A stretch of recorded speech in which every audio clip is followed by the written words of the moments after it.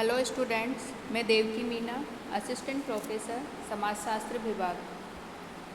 आज का हमारा टॉपिक है एम.एन. श्रीनिवास के द्वारा प्रतिपादित संस्कृताइजेशन, संस्कृति की अवधारणा। उसके बारे में आज हम जानकारी प्राप्त करेंगे।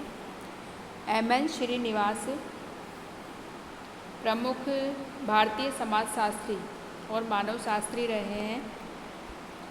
इन्होंने भारतीय समाज की संरचना को समझने के लिए संरचनात्मक प्रकार्यात्मक उपागम का प्रयोग किया है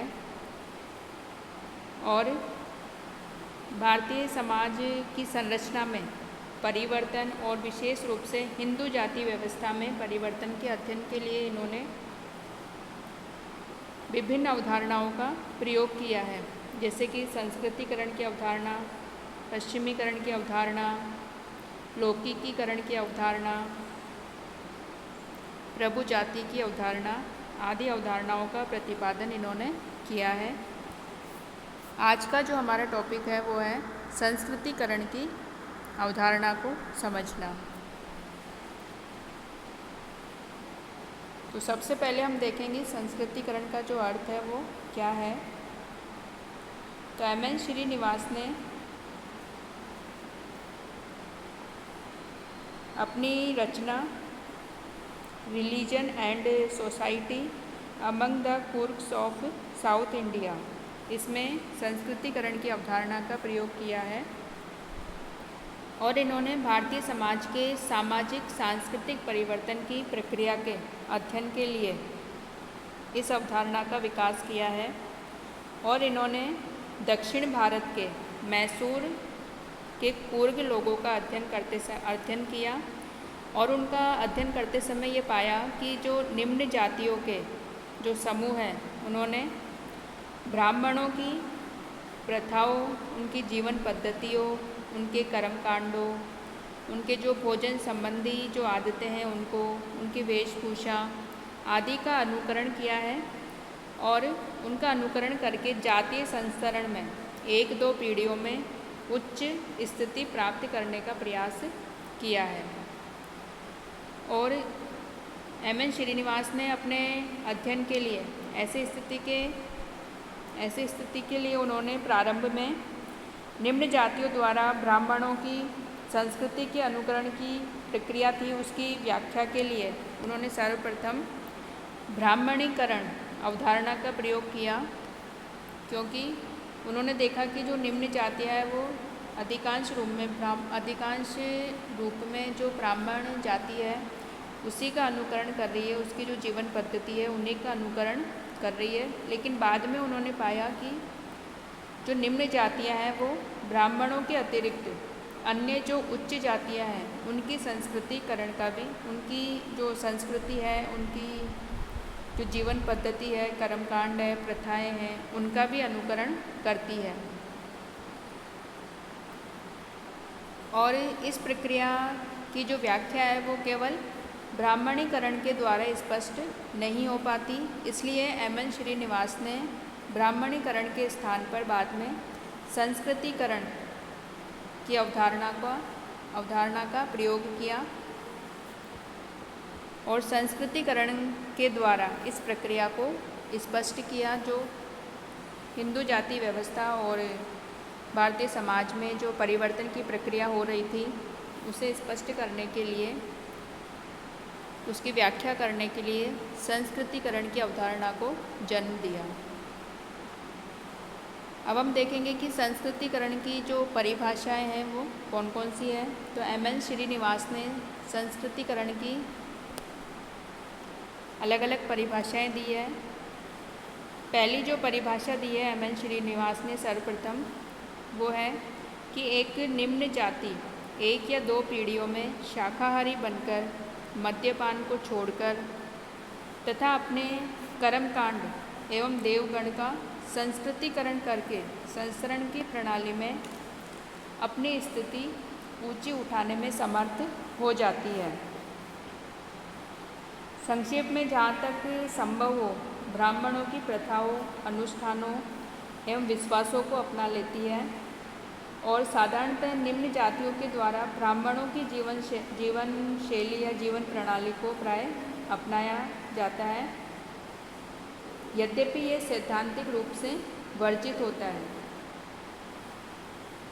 तो सर्वप्रथम एम.एन. श्रीनिवास ने संस्कृतिकरण की यह परिभाषा दी, जिसमें उन्होंने प्रमुख रूप से निम्न जातियों के द्वारा केवल ब्राह्मण जाति की प्रथाएं, अनुष्ठानों, विश्वासों आदि को अपनाने की बात कही है।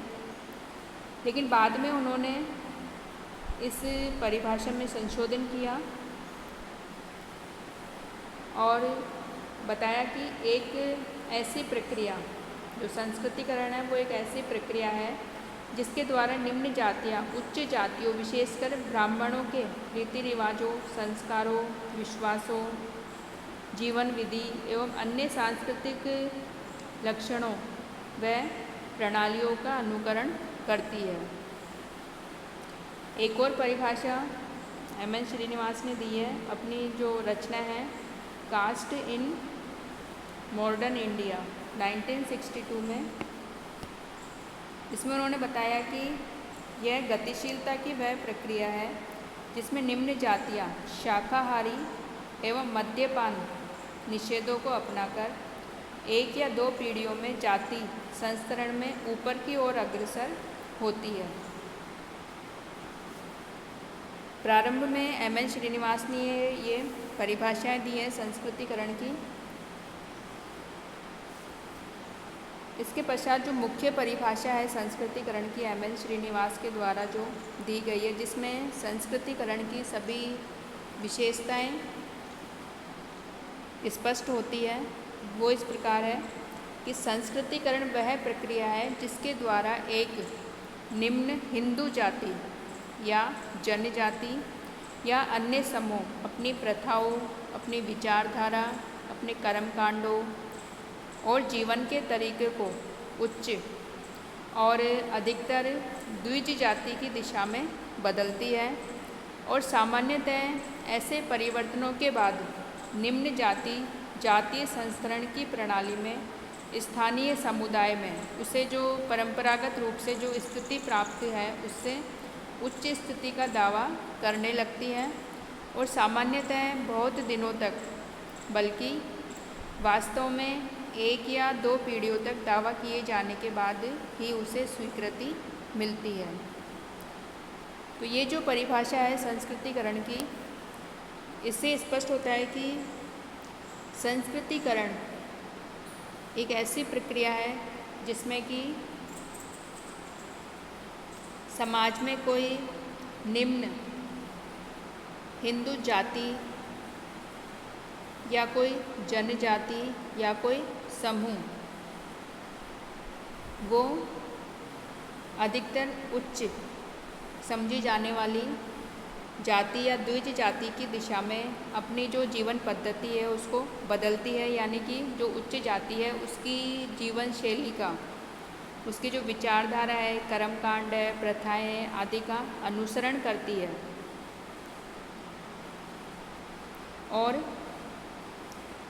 अनुसरण करने के बाद यानी कि अपने आप में परिवर्तन लाने के बाद जो स्थानीय समुदाय में उसे परंपरागत रूप से जो स्थिति उससे प्राप्त होती है जातीय संस्करण में, उससे वो उच्च स्थिति का दावा करने लगती है और बहुत दिनों तक, बल्कि एक या दो पीढ़ियों के बाद दावा किए जाने के बाद उसे समाज के द्वारा या जातीय संस्करण में उसे स्वीकृति मिल जाती है और उसे अपना जो जातीय संस्करण होता है परंपरागत रूप से स्थानीय समुदाय में जो उसे स्थिति प्राप्त होती है, तो उच्च स्थिति का दावा करने के बाद उसे वो स्थिति मिल जाती है एक दो पीढ़ियों के बाद। तो योगेंद्र सिंह ने, जो भारतीय समाजशास्त्री रहे, उन्होंने संस्कृतिकरण के बारे में लिखते हुए बताया है कि संस्कृतिकरण में दो अभिप्राय महत्वपूर्ण हैं। प्रथम है ऐतिहासिक और दूसरा है संदर्भात्मक। तो ऐतिहासिक संदर्भ में भारतीय समाज के इतिहास में संस्कृतिकरण की जो प्रक्रिया है वो सामाजिक गतिशीलता की प्रक्रिया रही है, यानी कि समाज में किस प्रकार गतिशीलता होती है, किस प्रकार जो निम्न जाति संस्करण में जो निम्न जातियाँ हैं वो किस प्रकार अपने आप को उच्च जातीय संस्करण में या उच्च जाति में अपने आप को परिवर्तित करती है, उसके लिए दावा प्रस्तुत करती है, उसकी प्रक्रिया को इसके द्वारा स्पष्ट किया गया है।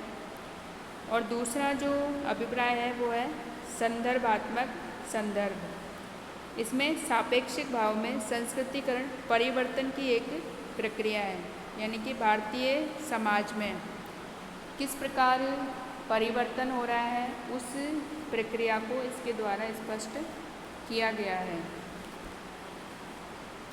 और संस्कृतिकरण की जो प्रक्रिया है उसके भी उदाहरण हमें देखने को मिलते हैं।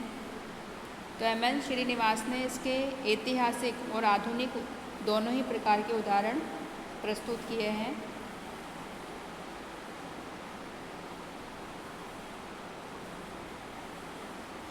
ऐतिहासिक उदाहरण के रूप में उन्होंने बताया है, एम.एन. श्रीनिवास ने बताया है कि भाटों और चारणों का काम जो निम्न जातियों के द्वारा जो कल्प कथाएं गढ़कर वंशावली संबंधी कड़ियाँ बनाकर किया जाता था, वो बाद में वेद क्षेत्रीय जाति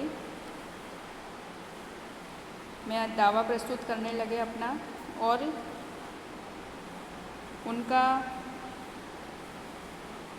और उनको जिनके लिए वो वंशावली या कल्पकथाएँ गढ़ते थे, कल्पकथाएँ बनाते थे, उनका जो प्रमुख जो लक्ष्य था वो उनको वेद क्षत्रिय सिद्ध करना होता था। इसी प्रकार जो आधुनिक घटनाओं में हम देख सकते हैं कि मैसूर की जो दस्तकारी जातियाँ हैं, लोहार, सुनार, वो अपने को विश्वकर्मा ब्राह्मण जाति होने का दावा करके संस्कृतिकरण कर रही है। और एम.एन. श्रीनिवास ने ऐसे और भी उदाहरण दिए हैं, ऐतिहासिक उदाहरण और आधुनिक उदाहरण संस्कृतिकरण के बताए हैं, जो कि भारतीय समाज में परिवर्तन की प्रक्रिया को स्पष्ट करते हैं और साथ ही भारतीय समाज की जो संरचना है उसको भी स्पष्ट करते हैं।